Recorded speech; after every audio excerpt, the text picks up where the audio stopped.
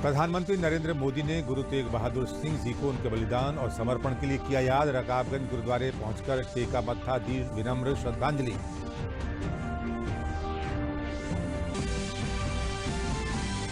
प्रदेश के कैबिनेट मंत्री सुरेश खन्ना ने किसान कानून को बताया किसानों के लिए लाभकारी। कहा, इससे किसानों की आय होगी दोगुना। विपक्ष राजनीतिक कारणों से फैला रहा है भ्रम।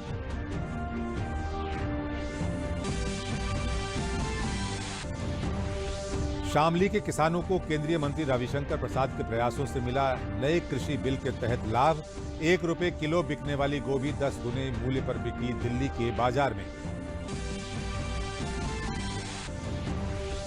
और कोऑपरेटिव बैंक बहराइच और विद्युत विभाग के बीच हुआ अनुबंध। कोऑपरेटिव बैंक घर घर जाकर लोगों से विद्युत बिलों का भुगतान जमा कराएंगे। उपभोक्ताओं को मिलेगी सहूलियत।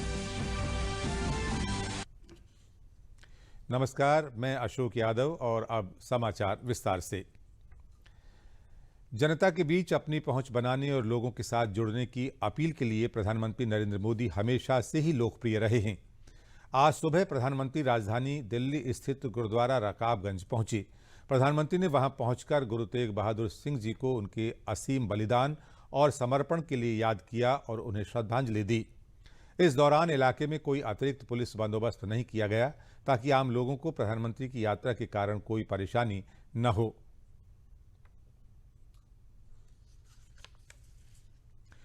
प्रधानमंत्री नरेंद्र मोदी ने अपनी इस यात्रा को लेकर ट्वीट भी किया है। उन्होंने लिखा कि आज सुबह मुझे ऐतिहासिक गुरुद्वारे रकाबगंज साहिब में मत्था टेकने का सौभाग्य मिला, जहां श्री गुरु तेग बहादुर जी के पार्थिव शरीर का अंतिम संस्कार किया गया था। इससे मुझे बेहद खुशी मिली। मैं दुनिया भर के लाखों लोगों की तरह श्री गुरु तेग बहादुर जी की दयालुता से बहुत प्रेरित हूँ। एक अन्य ट्वीट में उन्होंने कहा कि ये गुरु साहब की विशेष कृपा है कि हम अपनी सरकार के कार्यकाल के दौरान श्री गुरु तेग बहादुर जी के 400वें प्रकाश पर्व को विशेष आयोजन के तौर पर मनाएंगे। आइए इस पवित्र मौके को श्री गुरु तेग बहादुर जी के आदर्शों के साथ ऐतिहासिक तरीके से मनाएं। शाहजहांपुर जनपद के 2 दिवसीय कार्यक्रम में वित्त, चिकित्सा, शिक्षा और संसदीय कार्य मंत्री सुरेश कुमार खन्ना ने कृषि बिल को हर तरीके से किसान हितैषी और उनकी आय दोगुना करने वाला बताया। उन्होंने कहा कि विपक्षी पार्टियां इसका दुष्प्रचार कर रही हैं और किसानों को बरगलाकर अपने राजनीतिक स्वार्थ सीधा कर रही हैं। उन्होंने बताया कि अगर किसान अपनी फसल को बढ़े दाम पर बाहर बेचना चाहता है, इसका भी अधिकार उसे दिया गया है। प्रधानमंत्री ने हमेशा किसानों की आय दोगुना करने को लेकर हर संभव प्रयास किया। किसान सम्मान निधि से लेकर कृषि संबंधित सभी योजनाओं का लाभ किसानों को समय से दिया जा रहा है। उन्होंने कहा कि कांग्रेस के समय केवल 2 फसलों पर ही एमएसपी थी। हमारी सरकार 23 फसलों पर एमएसपी लाई। केवल विपक्षी पार्टियां किसान बिल का भ्रामक प्रचार करके अपनी राजनीति चमकाने में लगी हैं। ये बिल चौतरफा किसान हितैषी और उनकी आय दोगुना करने वाला है। जमीन का कोई कॉन्ट्रैक्ट नहीं है, कॉन्ट्रैक्ट सिर्फ फसल का होता है और बहकावे में किसानों को विपक्षी दल बहका रहे हैं। कांग्रेस ने अपने घोषणा पत्र में इस बात को स्वीकार किया था कि ये आवश्यक है। केवल 2 चीज़ें आप समझ लें अच्छी तरह से, जो केंद्र सरकार ने जो कानून बनाया है उसके तहत किसान अपनी पैदावार को बाकी उद्यमियों की तरह कहीं पर भी बेच सकता है, किसी जिले में, किसी तहसील में, किसी मंडी में, किसी ब्लॉक में। ये किसान को उसमें यह अधिकार दिया है कि अगर फसल का दाम जो भी कॉन्ट्रैक्ट उसने किया है उससे ज़्यादा अगर सीज़न पर फसल आने पर उसके दाम बढ़ जाते हैं, उसकी मार्केट वैल्यू ज़्यादा होती है, तो किसान को यह अधिकार है कि वो उससे कॉन्ट्रैक्ट से बाहर आ जाए। तो हर तरफ किसान का अपर हैंड रखा गया। मथुरा में ऊर्जा मंत्री श्रीकांत शर्मा ने कहा है कि प्रधानमंत्री नरेंद्र मोदी के नेतृत्व में सौभाग्य योजना के तहत हर इच्छुक व्यक्ति को विद्युत कनेक्शन मिला। इसी तरह सन 2026 तक जल जीवन मिशन के अंतर्गत मथुरा के हर घर को नल से जल मिलेगा। मथुरा वृंदावन नगर निगम के गठन के बाद 3 साल में ही सड़क, नाली, शौचालय, पार्क और वृक्षारोपण पर 121 करोड़ रुपए से अधिक की धनराशि खर्च की गई है। मथुरा वृंदावन की तस्वीर बदली है। भगवान श्री कृष्ण की नगरी को पर्यटकों को आकर्षित करने के लिए सुंदर बनाया गया है। गंगा जलापूर्ति के लिए 178 किलोमीटर लंबी पाइपलाइन बिछाई जानी है। 75 किलोमीटर की पाइपलाइन बिछाई जा चुकी है। इसका फायदा मथुरा और वृंदावन के लोगों को मिलेगा। ये फरवरी तक काम पूरा होना था, लेकिन कोविड के कारण थोड़ी असुविधा रही है, क्योंकि यहाँ अंडरग्राउंड सीवर की लाइन डली है, पानी का काम हो रहा है। लेकिन अब ये यहाँ के लोगों की इच्छा थी कि आरसीसी का पूरा बन जाए, तो ये लगभग 800 मीटर का पैच है, तो यहाँ आरसीसी का हो जाएगा। और बाकी ये जो मथुरा से वृंदावन वाला जो पूरा मार्ग है, इसका भी हम लोग 4 लेन करा रहे हैं इसको। और दूसरा जब वृंदावन कट से आते हैं पागल बाबा की तरफ, तो उसको भी हम 4 लेन करा रहे हैं। तो ये सतत विकास है। भारत सरकार की डॉक्टर श्यामा प्रसाद मुखर्जी ग्रामीण मिशन योजना के अंतर्गत 10 जनपदों को चुना गया है। इनमें बागपत भी शामिल है। जनपद में बसौली, मुकुंदपुर, शेरपुर, हलालपुर, चांदनहेड़ी, लोहारा, बरवाला और शिलाना सहित 8 गांव शामिल हैं। इन गांवों में शहरी सुविधाओं सहित कई विकास कार्य किए जा रहे हैं। इसमें स्कूल में शौचालय, कंप्यूटर, तालाबों का सुंदरीकरण और आवासीय स्कूल का निर्माण शामिल है। खेल के लिए स्टेडियम भी बनाया जा रहा है। सांसद डॉक्टर सत्यपाल सिंह गांव का दौरा करके विकास योजना का कार्य सही हो, इसके लिए देखरेख कर रहे हैं। जिले के अधिकारी भी इन विकास कार्यों पर निगाह बनाए हुए हैं, जिससे कार्यों की गुणवत्ता बनी रहे। तो इसमें लगभग ये 130 करोड़ रुपए की ये योजना है। इसमें इसका नियम ये है, या सरकार की योजना ये है कि इन गांवों के अंदर शहरी सुविधा हो और वातावरण उनका जो आत्मा है उनका ग्रामीण वातावरण है। लेकिन सुविधा जितनी शहरों में सुविधा देगी, इतनी इन गाँवों में सुविधा दी जाए। इसलिए इन सब गाँवों के अंदर जैसे चाहे स्कूल है, स्कूलों के अंदर जो है टॉयलेट की फैसिलिटीज़ है, स्कूल अपने गाँव के अंदर जो है स्वास्थ्य के बारे में मेडिकल जो है वो है या नहीं है, वहाँ का तालाबों का सौंदर्यीकरण है या नहीं है, यहाँ पर बच्चों के खेलने के लिए सुविधा है या नहीं।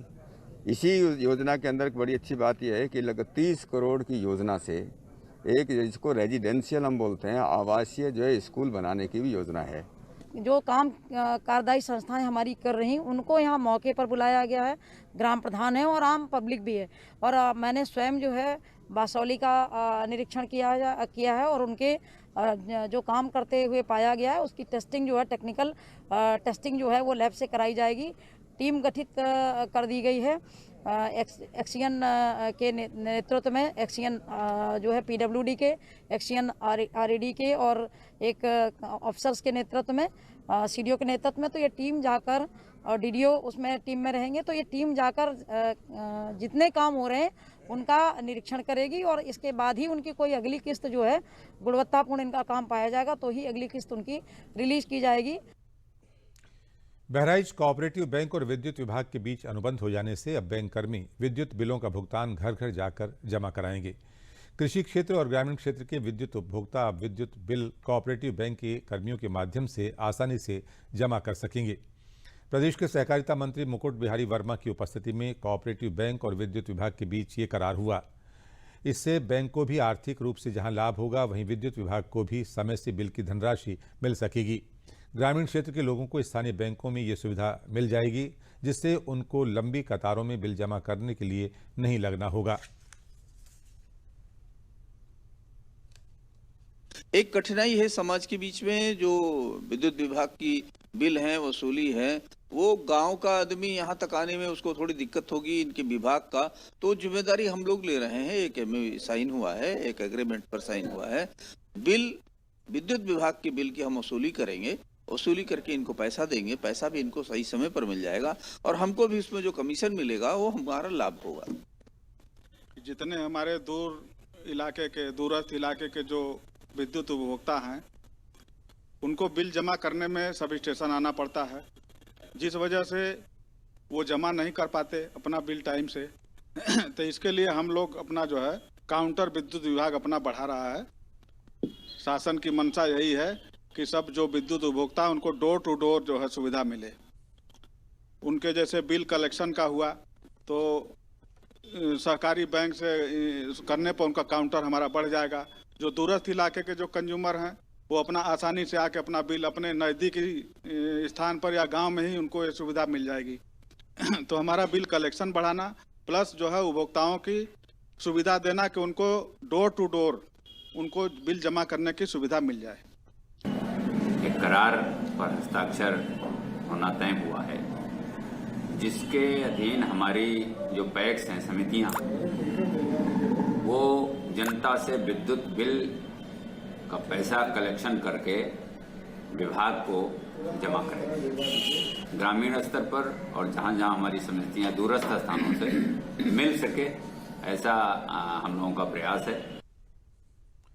समाचार अभी और भी हैं, लेकिन पहले ये विराम। ध्यान रखते हैं हर घड़ी मेरा, और माँ जी प्यार से हाथ बटाती हैं। अगर हर कोई रखता है मेरा इतना ख्याल, तो मैं क्यों न रखूं अपना ध्यान। इसीलिए 9 तारीख को सरकारी अस्पताल जाती हूँ, जहाँ अब सरकारी के संग प्राइवेट डॉक्टर भी आते हैं। प्रधानमंत्री सुरक्षित मातृत्व अभियान के तहत हर महीने की 9 तारीख को सभी सरकारी अस्पतालों में गर्भवती महिलाओं की विशेष सेहत जांच मुफ्त की जाती है, ताकि अगर खतरे के लक्षण हो तो उनका सही समय पर इलाज कर सके।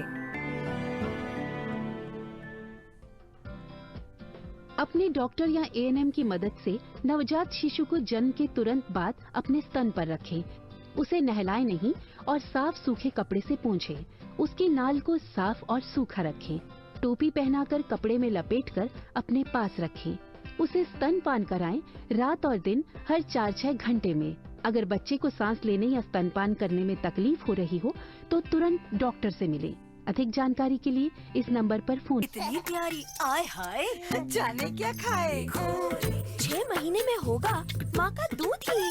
ना रे ना, जरूर खाए कुछ और भी। दीदी चावल का मार या फिर दाल का पानी। ध्यान से देख, है कुछ और कहानी। मुन्नी ऐसी बढ़ती जाए, बताओ ना क्या क्या खाए। यही सब, पर 6 महीने की हुई अभी तो। अरे तभी तो। घर में जो भी हो सब पकाओ, गाढ़ा बनाओ और खिलाओ। 6 महीने जब पूरे हो जाएं, पेट पूजा की घड़ी आए।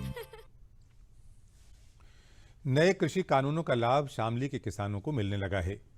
यहां कैरोना तहसील के मायापुर के किसानों की गोभी स्थानीय मंडी में 1 रुपये प्रति किलोग्राम की दर से बिक रही थी, जिसके कारण किसान अपनी फसल पर ट्रैक्टर चलाकर नष्ट करने के लिए मजबूर थे। केंद्रीय मंत्री रविशंकर प्रसाद ने इस सूचना पर अधिकारियों से बात की और कॉमन सर्विस सेंटर की टीम को किसानों के पास भेजा और उन्हें डिजिटल तरीके से फसल बेचने की जानकारी दी।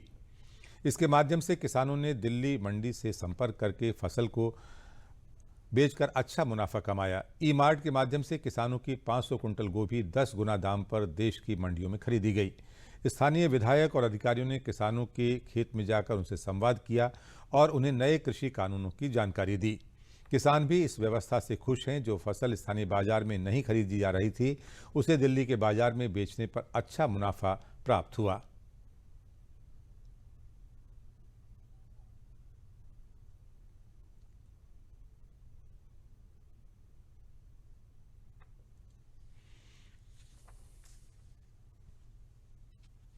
रमेश जी किसान है यहाँ, ये दिल्ली गए होंगे अपनी फसल लेके। गोभी की फसल ही बोते थे, वो बिक नहीं पाई और ये बहुत निराश हो गया, अपना खेत उजाड़ रहे थे। आप जैसे मीडिया के कुछ बंधुओं ने उस चीज़ को दुनिया के सामने लाया।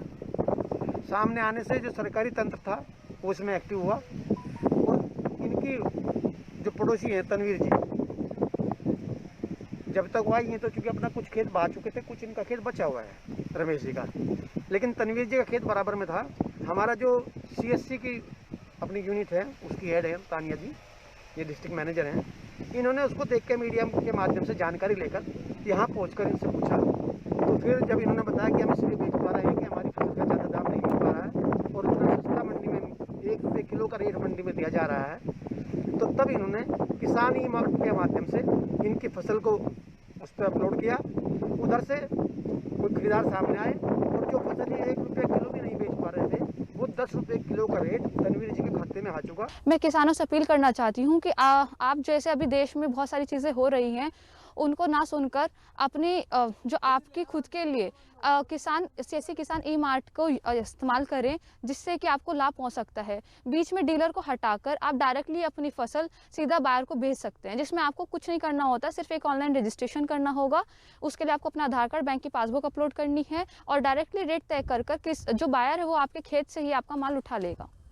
मैं गोभी की फसल जो है मंडी में बेचने के लिए पता करवाया तो रेट वहाँ जो है 1 रुपया प्रति किलो के हिसाब से चल रहा था, लेकिन किसान ई पोर्टल CSC के माध्यम से जो टीम आई है उन्होंने मुझे बताया कि कृषि कानून में आपकी फसल जो है 10 रुपये पर किलो बिक सकती है। इन्होंने मुझे बहुत अच्छी जानकारी दी, मैं इनका धन्यवाद अदा करता हूँ। सरकार का भी कानून बनाने के लिए धन्यवाद करता हूँ, क्योंकि ये कानून जो है किसानों के हित के लिए है। आगे चल के किसान इनमें काफ़ी प्रगति करेगा। प्रदेश में वर्तमान गन्ना खरीद व्यवस्था से बरेली के किसान खुश हैं और वो सरकार की नीतियों और नए कृषि कानूनों की प्रशंसा कर रहे हैं। गन्ना खरीद केंद्र पर अपने गन्ने की तौल कराने आए गन्ना उत्पादक किसान सूरजपाल सिंह, उमेश बाबू शर्मा, सुधीर कुमार सिंह और संजीव सिंह ने बताया कि सरकार की नई गन्ना खरीद व्यवस्था में हमें मोबाइल पर 2 दिन पहले मैसेज आ जाता है। हम अपने गन्ने की छिलाई वगैरह का काम आराम से निपटा लेते हैं। उन्होंने कहा कि देश की मोदी सरकार ने गन्ने के बकाया भुगतान के लिए 3.5 करोड़ रुपए का पैकेज दिया है। उससे हम किसानों के बकाये का भुगतान हो रहा है। नए कृषि कानूनों की सराहना करते हुए गन्ना उत्पादक किसानों ने कहा कि अब हम अपने कृषि उत्पाद देश में कहीं भी बेचने के लिए स्वतंत्र हैं। हमें मंडी शुल्क से मुक्ति मिल गई है। उन्होंने कहा कि हम कृषि कानूनों के लिए सरकार को धन्यवाद देते हैं और मोदी सरकार के कृषि बिल का समर्थन करते हैं। जिला गन्ना अधिकारी पीएन सिंह ने बताया कि 210 गन्ना क्रय केंद्रों पर गन्ने की तौल हो रही है। अब तक 95 लाख कुंतल गन्ने की खरीद हो चुकी है और पिछले सत्र के बकाये का लगभग 95% का भुगतान किया जा चुका है। योगी सरकार और मोदी सरकार किसान के हित में ही कार्य कर रही है। मैं यहाँ गन्ना तुलवाने आया हूँ और जो कृषि बिल जो सरकार लाई है, ठेके पे खेती जो बात है, वो बिल पहले था कि हम ठेके में देते थे तो वो हमारा पूरा खेती ठेके में लेता था, लेकिन अब ये व्यवस्था बदल दी है मोदी जी ने। बहुत ही अच्छा काम किया है। वो ठेके पे केवल हमारी फसल का ठेका होगा और वो हमारा खेत का ठेका नहीं करेगा, जो कि वो हमारे खेत की संरचना बदल देता था, मिट्टी उठवा देता था। अब ऐसा इस बिल में नहीं होगा। इस पर रोक लगाई है मोदी जी ने। ये बहुत ही अच्छा उनका सराहनीय कदम है। मैं बहुत सालों से गन्ना करता हूँ और अपनी मिल के लिए सप्लाई करता हूँ, और जो मोदी सरकार ने ये 3.5 करोड़ का पैकेज दिया है किसानों के लिए, ये बहुत सराहनीय काम किया है। मैं धन्यवाद करता हूँ सरकार को। बरेली जिले में कुल 5 चीनी मिले हैं। यहाँ पर 210 क्रय केंद्र स्थापित किए गए हैं गन्ना खरीद के लिए, जिसपे माध्यम से किसानों का गन्ना खरीदा जा रहा है। इस बार एक नई व्यवस्था बनाई गई खरीद के लिए, जिससे किसानों को कोई दिक्कत ना हो। उनको पहले पर्चियाँ दी जाती थी, घर घर भेजा जाता था, उसको बदल के उनको SMS के माध्यम से गन्ना खरीद किया जा रहा है। हर किसान का मोबाइल नंबर फीड किया गया और उस पर SMS भेजा जा रहा है। साथ ही साथ हर क्रय केंद्र पे जो पर्चियों का डिटेल है, एक्नॉलेजमेंट, हर क्रय केंद्र पे उसको दिया गया है। अगर किसी की कोई SMS नहीं मिला, कोई दिक्कत हुई, तो इस एक्नॉलेजमेंट से देख के अपना गन्ना बेच सकता है। या फिर ये गन्ना ऐप है, ऐप पे वो अपना सप्लाई टिकट नंबर देख के उससे वो गन्ना बेच सकता है या वेबसाइट से देख सकता है। प्रयागराज में FPO से जुड़कर किसान जहां अपनी उपज का सही मूल्य पा रहे हैं, वहीं इसमें शेयर होल्डर बनकर अच्छा मुनाफा भी कमा रहे हैं। कोविड-19 के दौर में यहां के किसानों ने हरी सब्जी, तेल, मसाला, आटा, दाल, चावल की पैकिंग करके अच्छा लाभ कमाया। कंपनी के बन जाने से किसानों की उपज का सही मूल्य मिल रहा है, क्योंकि बिचौलिए समाप्त हो गए हैं। FPO ने ITC कंपनी के माध्यम से अपने सामान को अच्छे दामों में बेचा, जिसका फायदा आसपास के किसानों को मिला और उनकी आय में वृद्धि हुई।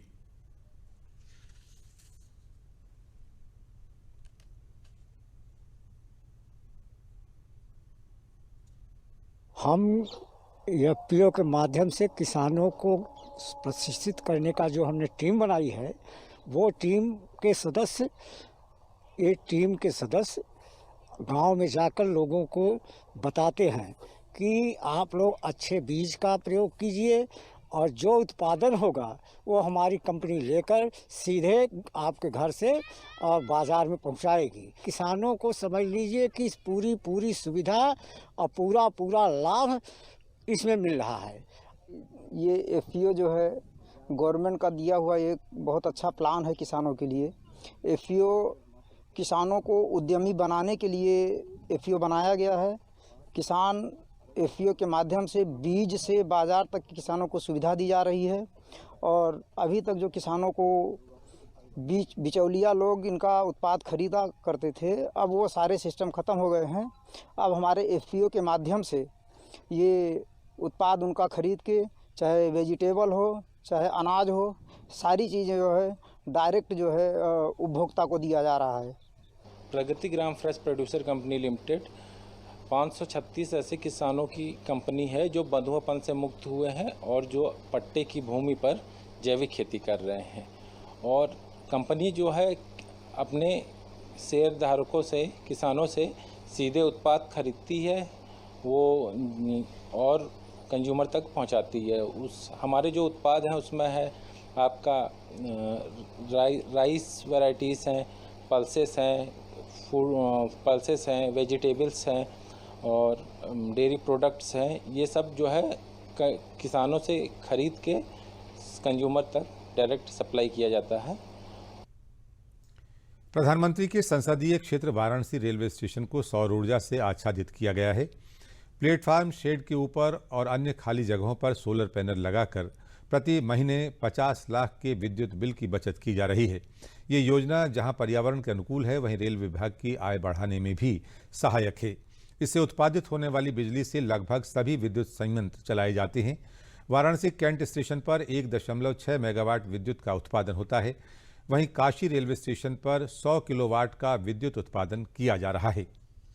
वाराणसी जंक्शन स्टेशन उत्तर रेलवे जो लखनऊ मंडल का एक महत्वपूर्ण स्टेशन है, यहाँ पे आदरणीय प्रधानमंत्री जी श्री नरेंद्र मोदी जी के प्रेरणा से जो अक्षय ऊर्जा स्रोत के दोहन और उसके उपयोग का जो हम लोगों ने यहाँ पे कार्यक्रम चलाया है, उसके तहत तकरीबन 1.6 मेगावाट की बिजली प्रतिदिन वाराणसी जंक्शन स्टेशन पे और 100 किलोवाट के बिजली का उत्पादन और उपभोग हम लोग काशी स्टेशन जो राजघाट पे है, मालवीय ब्रिज के पास जो अवस्थित है, वहाँ पे हम लोग उत्पादन और उसका उपभोग कर रहे हैं। कानपुर देहात के मलासा ब्लॉक के अंडवा गांव की सुमन पाल ने महिला संस्थान से प्रशिक्षण लेकर अपने साथ साथ अन्य महिलाओं की भी जिंदगी बदल दी है। सुमन ने सिलाई, बुनाई, कढ़ाई का प्रशिक्षण लेकर स्वरोजगार शुरू किया। वहीं अन्य महिलाओं को भी प्रशिक्षण देना शुरू कर दिया। एक बार में ये लगभग 8 महिलाओं को प्रशिक्षण देती हैं।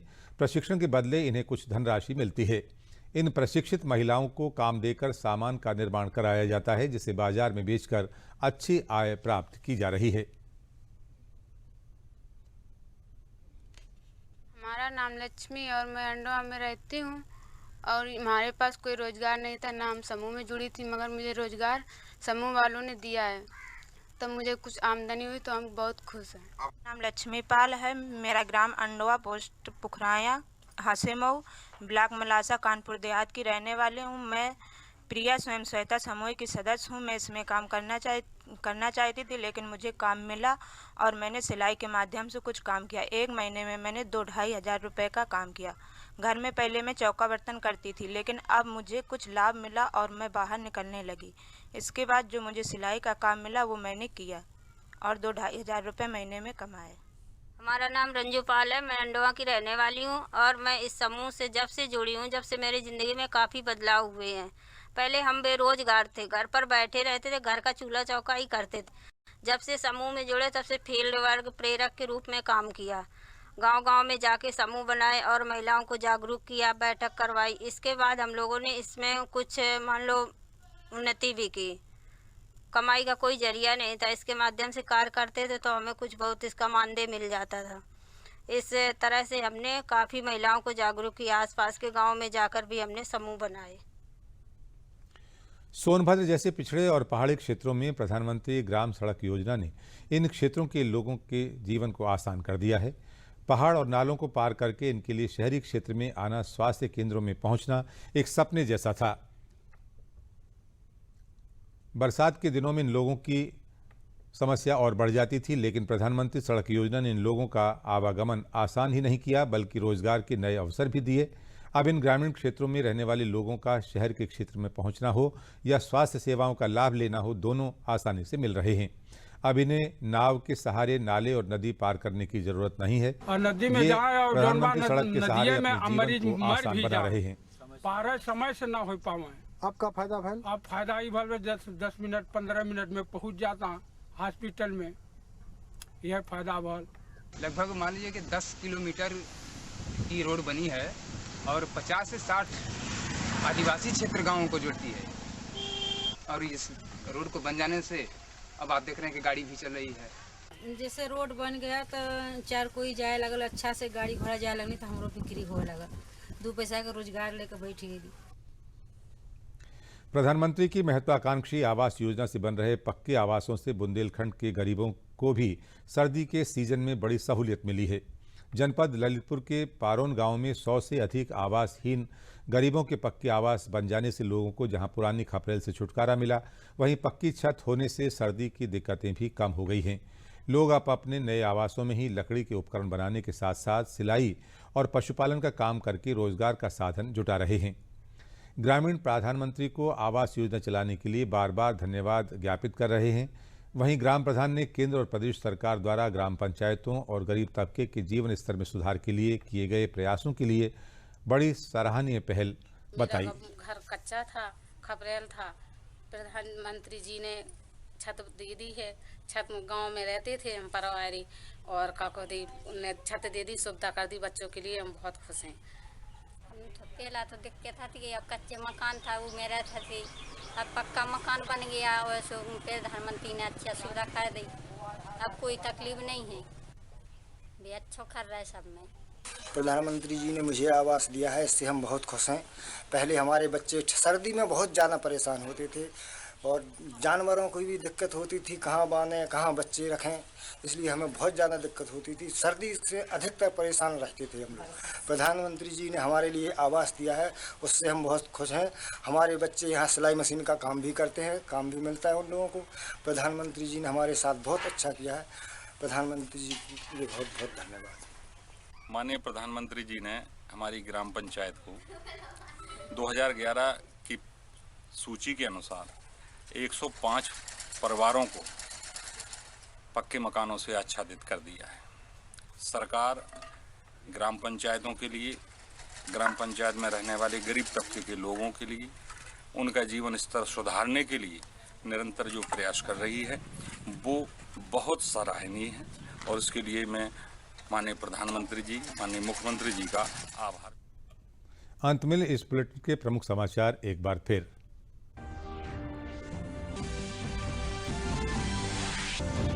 प्रधानमंत्री नरेंद्र मोदी ने गुरु तेग बहादुर सिंह जी को उनके बलिदान और समर्पण के लिए किया याद। रकाबगंज गुरुद्वारे पहुंचकर टेका मत्था, दी विनम्र श्रद्धांजलि। प्रदेश के कैबिनेट मंत्री सुरेश खन्ना ने किसान कानून को बताया किसानों के लिए लाभकारी, कहा इससे किसानों की आय होगी दोगुना। विपक्ष राजनीतिक कारणों से फैला रहा है भ्रम।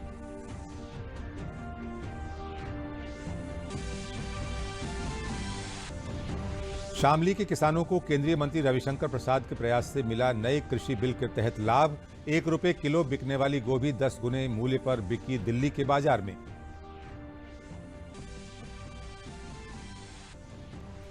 और कोऑपरेटिव बैंक बहराइच और विद्युत विभाग के बीच हुआ अनुबंध। कोऑपरेटिव बैंक घर घर जाकर लोगों से विद्युत विभाग का बिल जमा कराएगा, उपभोक्ताओं को मिलेगी सहूलियत। इसी के साथ समाचारों का ये बुलेटिन समाप्त हुआ। नमस्कार।